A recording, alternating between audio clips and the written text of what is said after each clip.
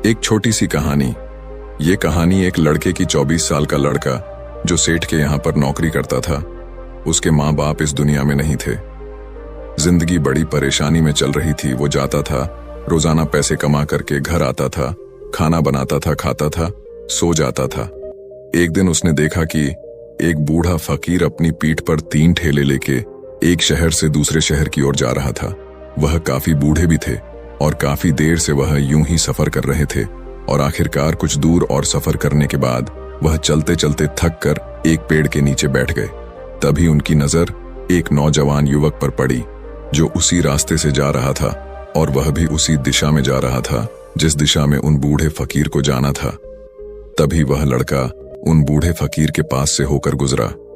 इस पर वह फकीर उस लड़के से कहते हैं, सुनो बेटा, क्या तुम मेरी थोड़ी सी मदद कर सकते हो?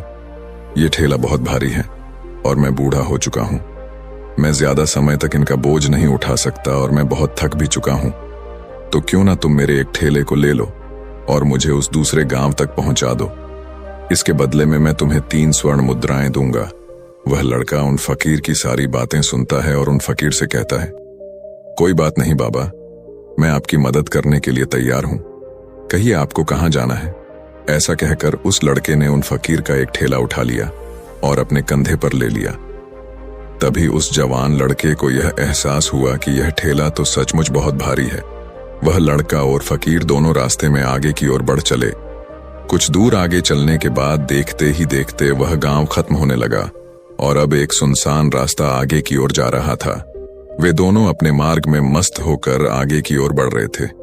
जब भीड़ से पूरी तरह से अलग हो गए तो वह लड़का उन फकीर से कहता है, बाबा, इस ठेले में आखिर ऐसा क्या रखा है जो ये ठेला इतनी वजन है? इस पर वह फकीर आदमी उस लड़के को जवाब देते हुए कहते हैं, कुछ नहीं बेटा, बस इसमें तांबे के कुछ सिक्के भरे हुए हैं, इसी कारण ये ठेले में बहुत वजन है। उन फकीर की यह बात सुनकर वह लड़का मन ही मन सोचने लगा, लगता है ये बाबा जरूर कोई व्यापारी है, तभी तो इतने सारे तांबे के सिक्के लेकर चल रहे हैं। और फिर तभी उसके मन में एक ख्याल आया कि मुझे क्या करना है। मुझे तो खाली यह ठेला दूसरे गांव तक पहुंचा है, बस इतना ही।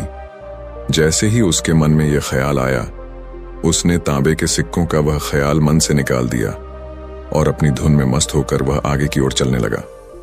चलते चलते कुछ और समय बीता और वे दोनों एक नदी के किनारे जा पहुंचे। वह लड़का हट्टा कट्टा था और काफी चुस्त और तंदुरुस्त भी था, इसलिए वह बिना सोचे समझे उस नदी में उतर जाता है। किंतु वह फकीर अब भी किनारे पर ही खड़े थे। इस पर वह लड़का उन फकीर से कहता है, क्या हुआ बाबा, चलिए आइए, हमें यह नदी पार करनी होगी, तभी तो हम उस गांव तक पहुंच पाएंगे।